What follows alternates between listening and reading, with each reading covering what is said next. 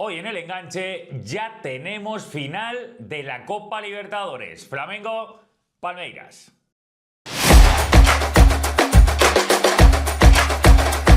Muy buenas futboleros, vaya semana nos ha dejado la Copa Libertadores, tremendo. Es verdad que sabíamos que por cómo habían ido los partidos de ida de semifinales hace apenas 7 días, íbamos a vivir unos partidos de vuelta absolutamente brutales. Recuerdo, Flamengo ganó 1-0 en Maracaná a Racing de Avellaneda. Todo quedaba abierto para el cilindro, a ver si había remontada de la Academia Argentina. En el otro lado del cuadro estaba Palmeiras, que había sido goleado en Quito, en la Casa Blanca de Liga Deportiva Universitaria, que le había metido 3-0. Teóricamente debería ser suficiente renta, pero como dijo el bueno de Ferreira, el técnico del Verdao, dijo: el Allianz Parque, 90 minutos, eso es muy largo. Y lo fue, porque, y aquí viene el primer spoiler del vídeo donde vamos a analizar cómo han sido las semifinales. Al final, la cita clave, que va a ser el día 28 del próximo mes de noviembre, va a ser otra vez un duelo entre brasileños. Flamengo, Palmeiras. La realidad es que no sorprende a nadie, teniendo en cuenta que si hubiéramos hecho un top 5 el día 1 de la Copa Libertadores, probablemente Palmeiras y Flamengo habían estado en el top 3, ni siquiera en el top 5. Es decir, ¿se han cumplido los pronósticos? Sí. ¿El camino hasta que se han cumplido esos pronósticos ha sido un poquito más difícil de lo que hubieran imaginado? También. Nos hemos alegrado que finalmente la cita clave del 28 de noviembre en Lima, esa finalísima, sea otra vez entre brasileños. No. No, porque ya lo hemos dicho aquí más de una vez, adoramos la Copa Libertadores, adoro la Copa Libertadores desde bien pequeñito, la vivo de madrugada. Para lo que representa el fútbol en España es complejo de seguir, pero me encanta, la adoro, la tengo un cariño tremendo. Para mí la mejor competición a nivel de clubes del mundo de largo, así lo digo, de largo. Y evidentemente, cuanto más competitividad, cuanta más capacidad de sorpresa, cuanta más imprevisibilidad y sobre todo, cuanto menos se impongan los millones, la masa social, la capacidad de atracción que tienen ahora mismo los clubes brasileños, pues eso ayudará a que la competición se abra y sea más divertida. Saludos desde aquí a todos los que adoráis la Copa Libertadores y que estuvisteis viendo el otro día el vídeo del análisis de la ida de las semifinales, porque tuvo mucho éxito en el canal, porque me encanta que tengamos un montón de gente que está siguiendo la Copa Libertadores y quiera comunicarse y quiera compartirlo y quiera vivirlo aquí con nosotros en el enganche. Así que desde ya os digo que comentarios por aquí si os ha gustado finalmente lo que ha sucedido en las semifinales, si os ha gustado finalmente que hayan ganado otra vez los brasileños, si creíais que en algún momento Racing o Liga Deportiva Universitaria de Quito podía meterse en esa finalísima. Quiero que me comentéis todo porque voy a leerlo con mucha atención.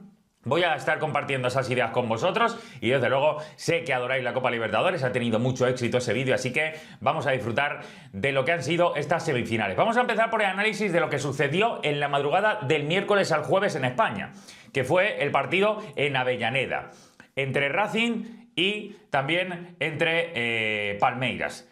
Este es el recibimiento del público de la academia. Me encanta con aquello que canta lo de Acade. Pues así estaba el cilindro Avellaneda. Recuerdo, este estadio está pegadísimo, absolutamente pegado a 100 metros, 150 metros del estadio de su máximo rival, que es Independiente, que es, por cierto, uno de los reyes de la Copa Libertadores a nivel de palmarés. Ya ganó Racing una Copa Libertadores en su momento, con el equipo de José, mítico, famoso en Argentina, pero este fue el recibimiento del cilindro para intentar esa osadía, esa auténtica heroicidad de darle la vuelta a la eliminatoria. No era tan complejo porque en el partido de ida yo creo que había merecido incluso más Racing. Es verdad que el tramo final se metió muy atrás y al final el gol de Carrascal, del colombiano, marcó diferencias. Pero fijaos, no le puedo dar el sonido porque si no, evidentemente lleva tema de copyright y demás, pero fijaos, yo estaba viendo esto en casa y no podía parar de reír porque veía esto y decía, es que es una locura, mira Costas. Mira cómo está Costas, el técnico de Racing, alucinando, Gustavo Costas, de la brutal acogida, la brutal iniciación al partido por parte de la gente de la academia. Es que es increíble, de verdad. Y en Europa no dejan meter ni una trompeta, prácticamente. No dejan meter ni un tifo pequeñito de una esquina. No, no, esto se llama cultura fútbol. Es verdad que hay que asegurarse que hay toda la medida de seguridad, cosa que siendo a Libertadores he cubierto varias finales de Libertadores y bueno, lo dejo ahí en entredicho. Pero más allá de eso, el espectáculo, el show fue tremendo. Fíjate los jugadores cómo estaban a punto de salir al terreno de juego. Si eso no te motiva, si eso no te genera un cosquilleo especial para salir con todo, es que no tienes sangre. Esa es la realidad de lo que se vivió en los prolegómenos justo cuando iba a empezar el partido. Por cierto, el partido se tuvo que retrasar 15 minutos, primero por un problema en los accesos y después otros 15 minutos más por este show hasta que se marchó la humareda en torno al cilindro. Fijaos qué imagen, ¿eh? Es que la Copa Libertadores es el mejor torneo de clubes del mundo y aquí se comprueba por qué. Vivir esto, sentir esto, es único. Y es increíble, por eso la Copa Libertadores se gana tantísimos adeptos y nos enamoró hace muchísimo tiempo a tantos y tantos que aquí estaremos viendo este vídeo. Pero me centro en lo futbolístico. El partido, como digo, era clave para Racing, tenía que remontar el encuentro. Había tenido un tramo final en Maracaná donde no pudo salir, donde no se pudo expandir, donde se metió tremendamente atrás, donde vivió un poco de las rentas de buena afinidad entre el medio centro y los defensores, una buena coordinación, pudo defenderse tremendamente bien Racing y aquí vemos el 11 de los dos. Evidentemente aquí no le iba a servir de nada a Gustavo Costa defenderse, tenía que ir hacia adelante, tenía que arriesgar y esta fue la alineación que puso primero Gustavo Costas, con un 4-1-4-1 habitual para ellos, con Cambeses que otra vez fue clave. En la ida salvó varios mano a mano que fueron definitivamente clave para que Flamengo no lograra una superioridad en el marcador. Portero que ya, por cierto, ha ido con la Argentina de tercer guardameta. Ojalá pueda ir porque está haciendo un final de temporada estupendo. Con Rojas por la izquierda, con Mura por la derecha, con Colombo y Rojo. Rojo estuvo a punto de meterse en otro lío con una expulsión que ahora explicaré una vez más. Suculini en el centro del campo como pivote, a su lado Almendra y Nardoni, estuvo mejor Almendra que Nardoni, al que prácticamente lo vimos en el partido, con Egni, el ex del Alavés, en el costado izquierdo, Solari en el derecho, aunque estos dos se iban alternando continuamente porque aparecieron indistintamente por ambas bandas, y arriba Maravilla Martínez, como me encanta llamarle a mí, arriba el delantero, el goleador de este Racing. Evidentemente un equipo ofensivo sí, pero tampoco para volverse loco. Es decir, el sistema tiene dos jugadores extremos que van cambiando de banda y un punta. El resto son jugadores más para tener la pelota, para poseer el balón, para ser protagonista desde una actitud ofensiva sí, pero sin excesiva pérdida, sin excesivo descontrol, que creo que es algo que Gustavo Costas dio mucha prioridad. Flamengo sí que me sorprendió, porque Filipe Luis, el técnico de Flamengo, salía con Rossi bajo palo. Rossi fue el mejor. El MVP del partido sin ninguna duda porque sacó varias acciones que ahora os voy a detallar que mantuvieron claramente ese 1-0 a favor que tenía Flamengo de la ida. Defensa para Varela, el internacional Charrúa por la derecha, Ortiz, Pereira y Alexandro, el veterano, por la izquierda. Centrocampo, fijaos el potencial, fijaos. Pulgar y Jorginho. Pulgar que tuvo años en Europa, Jorginho que evidentemente ha sido todo en el fútbol italiano, capitán de la selección italiana mucho tiempo también. Clave, entre otros, en el Chelsea, el mejor Chelsea que hemos visto en los últimos tiempos y también después en el Arsenal. De Arrascaeta, que ahora mismo es el MVP de la Liga de Brasileirao, con más asistencias y más goles que cualquier otro jugador. Mezcla, no solo más asistencias, sino también más goles. Es una mezcla increíble de Arrascaeta, que está en un momento estupendo, aunque no estuvo demasiado activo en el partido. Araujo por la derecha, Carrascal, que marcó el gol de la ida, el colombiano que acaba de llegar del fútbol ruso a base de pasta. Y Gonzalo Plata haciendo de falso 9, de referencia que evidentemente no lo es tal, quería dinamismo, quería una capacidad para expandirse tremendo Filipe Luis y por eso creo que entre Araujo, Carrascal y Plata lo iba a tener. Y hay un detalle que me gustó porque el partido fue obligándole a Filipe Luis a tener que tomar ciertas decisiones. Vamos a ver esto que me encanta, es de la web FootMod, donde he comentado muchos partidos muchas veces, por cierto, os la recomiendo. Si os fijáis en estos detalles que estamos viendo aquí, lo voy a buscar yo en la web, que vosotros lo estáis viendo con el OBS que yo lo preparo, pero lo voy a poner en la web, que yo lo veo mejor desde ahí.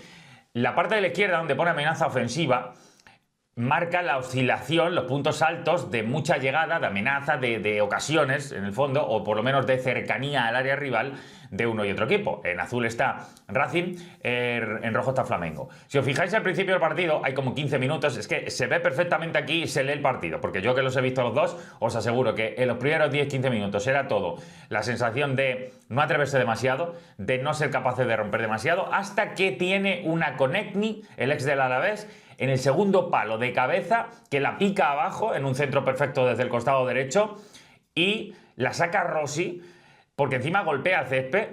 Esa jugada es limítrofe totalmente, esa jugada es valor gol, esa jugada es valor eliminatoria, porque lo que iba a pasar después, si esa jugada acaba en gol, es que Racing se mete en la final. Es que Racing se mete en la final, porque le hubiera hundido tanto ya a Flamengo, que probablemente sin esa respuesta de Rossi, por eso digo que fue el mejor portero argentino, el ex de Boca, el ex de el Al-Nassr, estuvo en el equipo de Cristiano y ahora ha vuelto a Flamengo.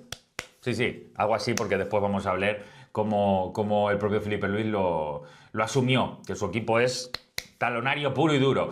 Pero, dicho lo cual, fijaos cómo en el momento en el que empieza a tener una opción para expandirse más, en la primera parte Flamengo, hay un punto antes del descanso en el que ya todo es de Racing. Todo es de Racing, ya no tiene capacidad para expandirse Flamengo, no tiene capacidad para salir en el campo contrario, no se planta en ninguna ocasión cerca ya de Cambeses, el portero de Racing, y directamente tiene que cambiar la metodología de partido. Todo esto llega al límite y en el momento en el que parece que la eliminatoria se va a destruir por completo, cuando es expulsado Gonzalo Plata. Porque hasta ese momento, y lo digo porque mira, tengo aquí un montón de detallitos que me voy apuntando para los partidos para luego poder resumirlo bien con vosotros, hasta ese momento el despliegue de las bandas de Flamengo había sido muy bueno en los primeros minutos con Araujo y Plata, el cabezazo de Konechny. Flamengo sufriendo mucho en la salida, en iniciación, porque la presión era muy alta de Konechny, de Solari, de Martínez, daba un paso adelante también desde ese punto de vista en el centro del campo Almendra y Nardoni. Todo eso provocó que Flamengo se fuera obstaculizando, que cada vez contactara menos con el centro del campo y por tanto no tenía capacidad para sostener la pelota y la presión alta de Racing empezaba a dar mucho rédito. Pero la clave es cuando expulsan a Gonzalo Plata, el ecuatoriano. Tiene un problema tremendo Gonzalo Plata porque es verdad que es un jugador muy visceral, que ya le han expulsado en la eliminatoria anterior ante Estudiantes y que después la CONMEBOL se lo quitó porque no era una acción suficientemente dura como para ser expulsado. Algo parecido le ha sucedido ahora, porque él tiene un rifirrafe con un jugador de Racing. Quiero recordar, lo voy a decir en memoria, quiero recordar que era con Rojas. Si no era con Rojas era con Mura, pero creo que era con Rojas. Era con Rojas, en el que tienen que parar el partido un momento. Acude a esa acción el bueno Marcos Rojo, que ya sabemos que es especialista en sacar de quicio, en sacar de sus casillas, en descontrolar a muchos jugadores, va ahí a provocar, le intenta levantar rápidamente y el bueno de Gonzalo Plata hace así, para quitársele de en medio, en plan, déjame, no me levantes. No le hizo así. Esto es golpear, esto es quitárselo de encima. No es esto, sino esto. Pero pese al VAR, el colegiado le expulsó. Y fíjate que yo aquí no tengo colores porque claramente, por aquello de que no quiero que los brasileños lleguen siempre a finales, pues prefería que ganara Racing en la realidad. Pero eso no significa que esta acción de Gonzalo Plata no es expulsión ni aquí ni en Saturno. O sea, no es expulsión de ninguna manera, porque no es codazo, es quitártelo encima y además es que le tocó así un poco en la rodilla, nada más. Encima del Marcos Rojo, que ya sabemos cómo es para este tipo de acciones porque va siempre buscándolo, porque tiene un currículum repleto de acciones de este tipo donde se han visto envueltos siempre en rifirrafes. La realidad es que como le pulsan a Gonzalo Plata, para mí con poca queja de Flamengo, también lo tengo que decir, Felipe Luis acciona todos los ingredientes defensivos que tenía y mete en el banquillo, se va a Carrascal y mete a Danilo, es decir, Danilo que tiene más calle que un cartero, que ha estado toda la vida en un montón de clubes en los que ha cambiado de perfil, pero que tiene toda la experiencia del mundo para saber gestionar este encuentro. Y entra Bruno Enrique por Arrascaeta. Arrascaeta ya no le da el físico para más, y Bruno Enrique, que es el mejor para contragolpear, el mejor para mandar un balón en largo, el mejor para expandirse, el mejor para saber jugar de espaldas en algún momento, para transitar con una galopada que sea directamente pase a la zona de la esquina y que él pueda acudir a ello, no le funcionó. Pero fue capaz Felipe Luis de contener hasta el final a Racing. A un Racing que cargaba el área con una facilidad tremenda, no tenía mucha construcción, pero simplemente con cargar el área generaba muchísimos problemas. Tuvo una de Vieto solo, Vieto, el ex de Atlético de Madrid, que también salió en el tramo final, solo prácticamente en el punto de penalti para empujarla. Se la encontró Rossi y la paró. Me ha apuntado aquí también un cabezazo de Martínez, que es tremendo, que también la saca Rossi. Con Martirena en el tramo final, con Balboa, metió a Zaracho, todo lo que tenía Gustavo Costas. Y Racing no pudo encontrar ese gol que lo hubiera igualado a la eliminatoria y lo hubiera llevado a la prórroga. Fue un partido tremendo en el que para mí Racing mereció más. Yo, de hecho, creo, y aquí lo digo a modo global en la eliminatoria, Racing tuvo un ratito en el inicio en Maracaná donde pudo hacer peligro. Y digamos que al peso, el momento de más dueño de Flamengo en la ida no llegó al nivel de tener tan dominado Racing como a Flamengo. Es decir, que los momentos globales donde uno ha sido superior a otro, para mí han sido ligeramente favoritos o ligeramente superiores en el caso de Racing de Avellaneda, con lo cual para mí la KD había merecido el pase a la final. Y yo creo que si Rossi no tiene esa parada a Vieto y sobre todo la parada a Konechny en el primer tramo, claramente se lleva la final, se lleva el pase a la final el bueno de Racing de Avellaneda, que para mí, insisto, lo merecía. Venía de ganar la Copa Sudamericana el año pasado, tiene un equipazo, le han quitado jugadores como Salas, que se ha ido arriba, y aún así el equipo sigue respondiendo, y sobre todo tiene un concepto de fútbol tremendo con Gustavo Costas. Lástima que se quede en la orilla de la final, pero enhorabuena de verdad a Racing y enhorabuena a Flamengo, porque más allá de ser un equipo normalmente muy ofensivo, ha sido capaz de contener, ha sido capaz de bloquear al rival y ha sido capaz de asumir que cuando tocaba defender también había que sacarse esa versión, y lo han llevado hasta la final. Así que ahí vemos los detalles. Me gusta, por cierto, y con esto acabo de este partido, lo que dijo Filipe Luís al término del encuentro. Le preguntaron por aquello de que en los últimos tiempos los equipos brasileños se están imponiendo con mucha facilidad y llegan a finales continuamente de la Copa Libertadores. Lo digo de memoria, pero creo recordar que hace como 6 o 7 años que no llega un equipo brasileño a la final. Y probablemente me estoy quedando corto. El caso es que se lo preguntaron a Filipe Luís y él dijo claramente, no, aquí lo único que marca diferencias es el dinero, la economía. Que nuestros clubes ahora mismo son potentes porque hay grandes inversores, porque hay una masa social tremenda en Brasil de aficionados, porque claro, cada club es tremendamente grande, gigantesco, genera marketing, genera imagen, genera patrocinios, genera de todo. Y eso evidentemente ha sido capaz, y así lo explicó Filipe Luís, de hacer que jugadores que ellos han fichado, hablo de, por ejemplo, Carrascal últimamente, o de Saúl, que ha llegado desde el Atlético de Madrid, o de Samulino, que por cierto no jugó, bastante llamativo, Saúl jugó solamente el tramo final, que ellos hayan decidido ir a Flamengo en vez de quedarse en equipos europeos. Es decir, por ejemplo, Samulino, ¿cómo no iba a tener Samulino ofertas de la Liga Española?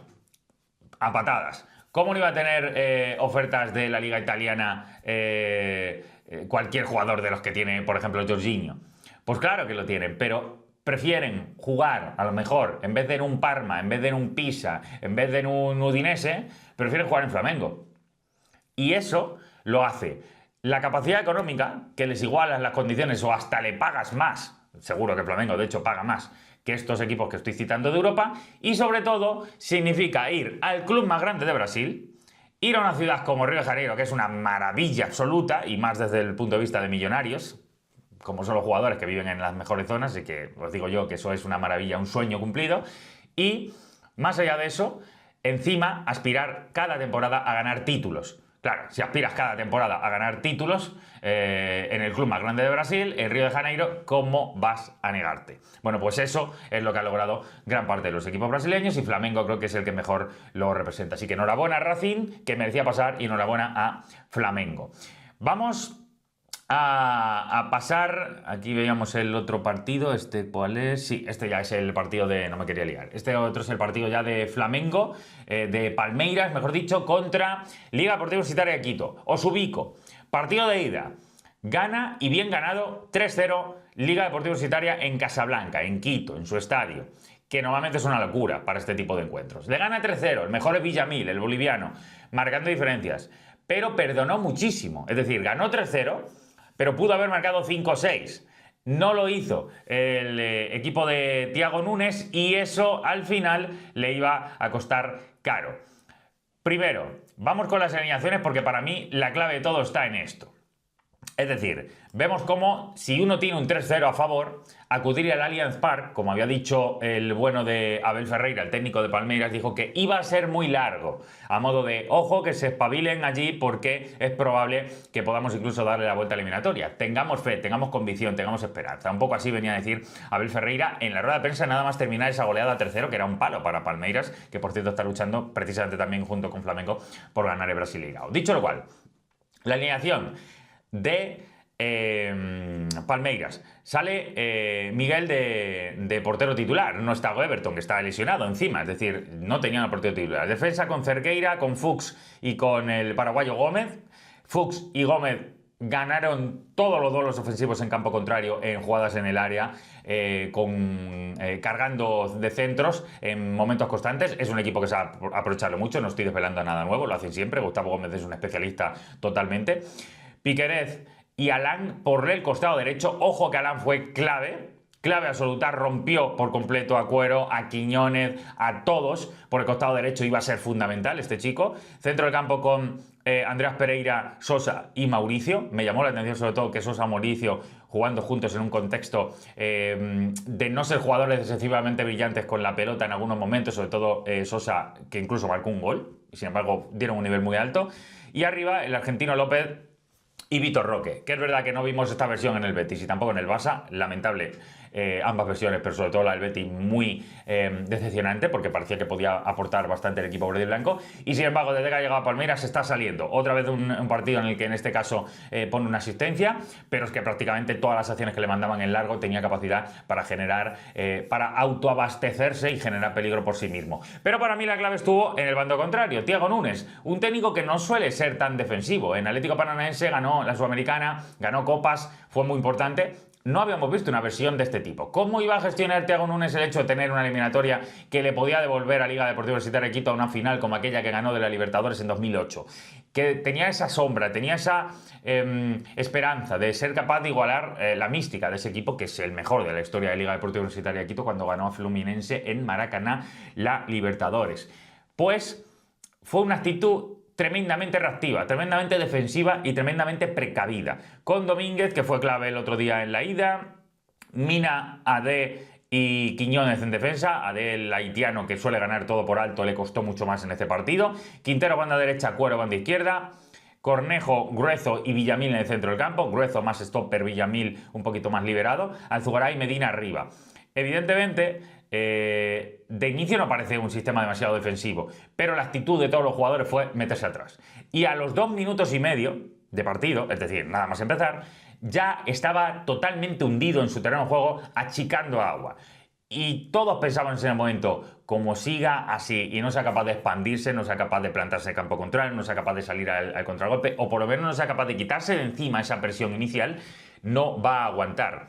Y evidentemente no aguantó. Se vio desde el principio que no iba a aguantar y los goles empezaron a llegar con una puntualidad tremenda. Porque es verdad que el primero de todos seguramente es el que rompe, da la sensación de que todavía llega muy pronto, que es el de Sosa a los 20 minutos. Eso te rompe bastante los esquemas desde Liga Deportiva Universitaria de Quito, porque es haber cedido ya demasiado pronto uno de los goles que tenías de ventaja. Pero para mí el gol clave está en el de Fuchs, el central. Una jugada otra vez cargando área, no necesitaba ni siquiera brillar en construcción, ni crear muchas líneas de pase, ni viajar junto al equipo con la pelota, no, es que se hundía muy fácil Liga, se metía muy atrás y simplemente con bombardear en base a cargar área con buenos centros, y tiene jugadorazos para meter buenos centros, iba a generar peligro. En uno de esos hay un par de rechazos, le queda Fuchs al central, que no es ni habitual en este tipo de acciones, y no de cabeza, sino con los pies, la acaba marcando. Ese gol lo marca en el minuto 49. Y habían dado 3 de añadido, es decir, ya había pasado el tiempo. Y sin embargo se alargó esa jugada y ese centro finalmente acabó en gol de Fuchs. Para mí ese es el gol de la eliminatoria. Porque sin ese gol, Liga se hubiera ido en un partido que le estaban arrollando en los primeros 45 solamente con un gol encajado. Y sin embargo ese gol lo que permitió es que Palmeiras, que el estadio, que la esperanza, que la convicción se multiplicara por 1000, porque ese gol de Fuchs ponía el 2-0 y con uno más en la segunda mitad, donde iban a arrollar, iban a ir con todo, pues iba a empatar la eliminatoria. Entonces ese gol de Fuchs es absolutamente clave. Pero muy hundido Liga, Ademina y Quiñones súper superados en acciones de pelota parada o en acciones donde podía cargar el área con mucha facilidad. No tuvo manera de expandirse ni por Azugaray, Villamil estuvo muy desaparecido, Medina no aportó prácticamente nada. Es decir, una versión rácana, precavida e inesperadamente defensiva por parte de Thiago Nunes de esta liga, que evidentemente se metió muy atrás y en cuanto salió, sobre todo en el segundo tiempo, ya Rafa Veiga, que tiene un golpeo tremendo, pues el partido se acabó. Porque Rafa Veiga aprovechó un penalti que le hicieron a Alan, que rompió la espalda una vez tras otra del costado derecho, izquierdo de liga, en este caso defensivamente, hasta que Gruezo se lo lleva por delante, prácticamente se tira como si fuera un jugador de fútbol americano, le hacen un tag down, creo que se llama, ¿no? Un blocaje. Tag down es cuando pones la pelota en el suelo, creo. No domino de eso.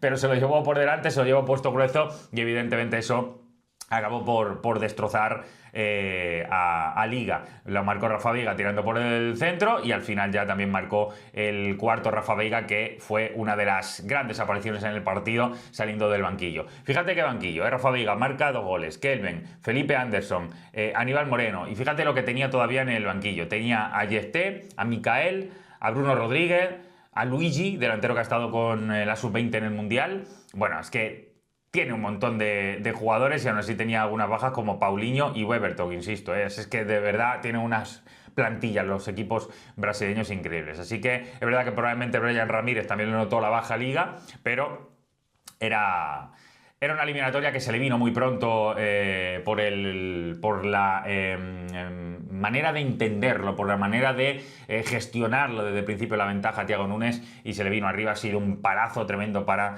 Liga Deportiva Universitaria Quito. Pero os muestro en detalles, mirad lo de la izquierda, no quiero mostrar lo que viene después, que si no lo estropeo todo.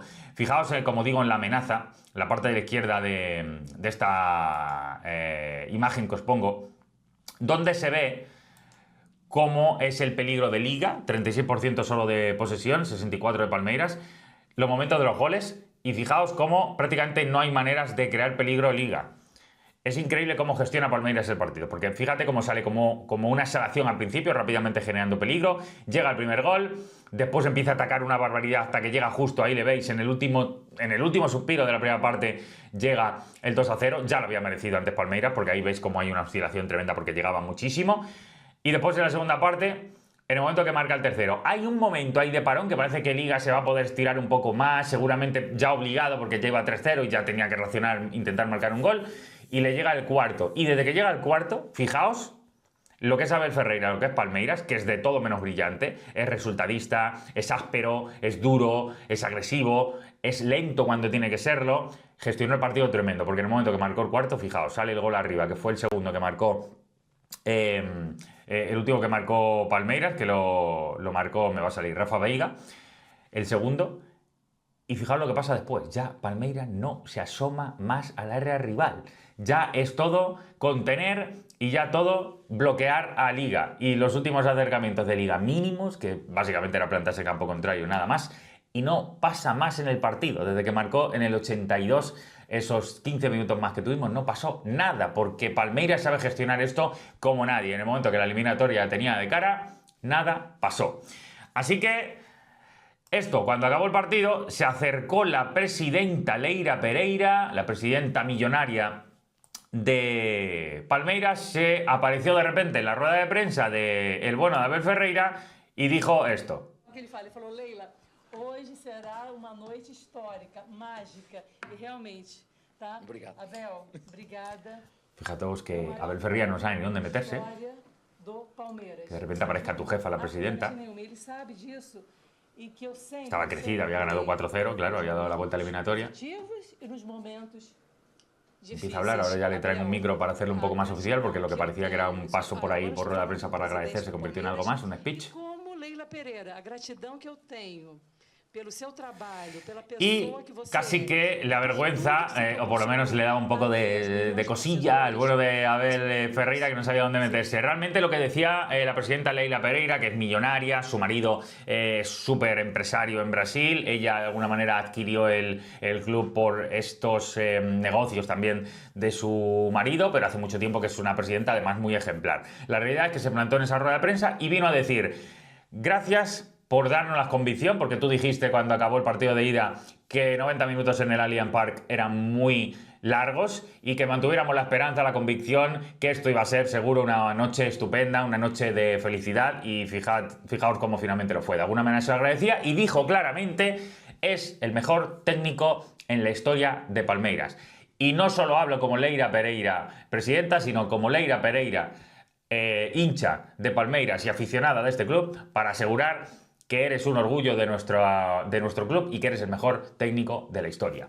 Evidentemente, que eso te lo diga la presidenta, la manda más, pues Abel Ferreira, que ya ganó 2 Copas Libertadores con Palmeiras, pues evidentemente le motivó muchísimo. Así que así acabó. Un Abel Ferreira que, por cierto, tiene 2, como digo. El que más tiene es Claudio Bianchi, que ganó 4. El ex técnico de Vélez, el ex técnico de Boca, sobre todo la gente lo recordará, ganó 4. Abel Ferreira puede ganar la tercera. Pero, y aquí vemos el paso final del vídeo, día 29, decía yo antes 28 me parece, día 29 de noviembre. Final Copa Libertadores. Otra vez 2 brasileños. Otra vez Palmeiras con Flamengo, que lo tuvimos en 2021. Ganó Palmeiras 2-1. Estaba Rafa Veiga, por ejemplo, en ese partido también, además marcó gol. Y ya estaba Abel Ferreira. Es decir, han cambiado algunas cosas en Flamengo, han cambiado más cosas en Flamengo, de hecho, que en Palmeiras. Pero 2 equipos que en estos años también se han cambiado, porque en aquel momento recuerdo que estaba Dudú, que había otro tipo de jugadores y atacantes también en Palmeiras. Flamengo sí que ha cambiado algunas cosas. Creo que mantiene algún jugador, porque Bruno Henrique todavía estaba, la Arrascaeta también estaba, pero ha habido más técnicos. Aquel técnico fue Abel Ferreira por Palmeiras, y por Flamengo estaba el gran Renato Gaúcho, que había llegado unos meses antes al equipo, ganó Palmeiras. Pero lo que quería decir es que esta final de alguna manera vuelve a reivindicar, o vuelve a reflejar, mejor dicho, lo que decíamos antes, que Brasil tiene más dinero que nadie hoy en día y lo está imponiendo. Esa economía que le permite fichar a los mejores jugadores, que le permite atraer a futbolistas de Europa, que le permite tener una solvencia financiera para poder reforzarse cuando quiera. Y además, para mí, son maneras diferentes de haber llegado al éxito. En el caso de Felipe Luis, es un exjugador de Flamengo, al que le dan el banquillo porque se retira y porque él tiene siempre esa curiosidad por querer ser técnico, porque es un tipo al que todos respetan, pero en un Flamengo que venía siendo abrasador para los técnicos, porque había cambiado de técnico en los últimos años muchísimas veces. Y sin embargo en Palmeiras es todo lo contrario. Abel Ferreira lleva ya 5 años, lleva ya 5 años en Palmeiras, y ahí va a seguir, porque es el técnico más valorado. Acabamos de ver lo que le acaba de decir su presidenta, y no tiene pinta con que pierda la final vaya a salir de ahí. Flamengo es más vistoso, ha sido más vistoso en el torneo. Palmeiras ha sido más efectista, no es efectivo, mejor dicho, más efectivo que efectista. No es brillante, pero es resultadista, es inteligente, es gestor, es tremendamente compacto y un equipo con mucho empaque competitivo. Flamengo también lo ha demostrado en esta fase de la eliminatoria clave, en semifinales, pero es un equipo que creo que con pelota tiene algo más. No obstante, Verdao y Rubonegro, que son los apodos que tienen en sus países, son 2 de los equipos que el día 1 de la Libertadores hubiéramos dicho que llegaban a final. Evidentemente, hubiéramos preferido, desde aquí lo digo, de verdad, todos lo conocéis, que esto se abra más, que la Libertadores no sea solo la Brasileirores, que no sea solo la Canarilores, llamémoslo como queramos, que no sea de dominio brasileño. Y otra vez, más cerca que han estado Racing y más cerca que ha estado Liga Deportiva Universitaria, que casi logran evitarlo, va a ser difícil que estén. Pero se está imponiendo el poder brasileño. Ojalá y esto termine pronto, porque necesitamos que más equipos se abran. Y aquí con mi camiseta de mi querido River Plate, que se quedó en cuartos de final, con la camiseta de Millonarios de Bogotá, que es mi equipo colombiano, y con la camiseta de Corinthians de Sao Paulo, esa camiseta con la que ganaron el Mundial de Clubes, la Intercontinental, ya era Mundial de Clubes hace algunos años, el último equipo no europeo que ha ganado el Mundial de Clubes, hicieron esa camiseta especial conmemorativa porque se ganó en Japón y tiene como los signos y las letras japonesas. Con esas 3 ahí que le dan acompañamiento a este vídeo tan sudamericano, os esperaré aquí en el vídeo de la final. Habrá vídeo previo a esa final y vídeo de análisis, de resumen de lo que suceda en esa final, día 29, entre Flamengo y Palmeiras. Que gane el mejor. ¿Quién queréis vosotros que gane? Dejádmelo por aquí, comentármelo qué os ha parecido las semifinales, si os ha gustado este tipo de vídeos, si pensáis algo diferente a mí, si os gusta que hablemos también del fútbol de la Libertadores, y desde luego vamos a disfrutar de esa finalísima, que va a ser increíble y que ojalá y gane el que más lo merezca.